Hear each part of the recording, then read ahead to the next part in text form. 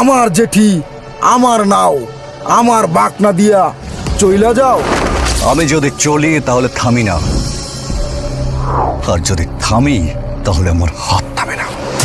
হাতে সময় কম, টাকার মালিক ওয়েট করছে। ওর হাতটাই আগে খুলে এনে দে।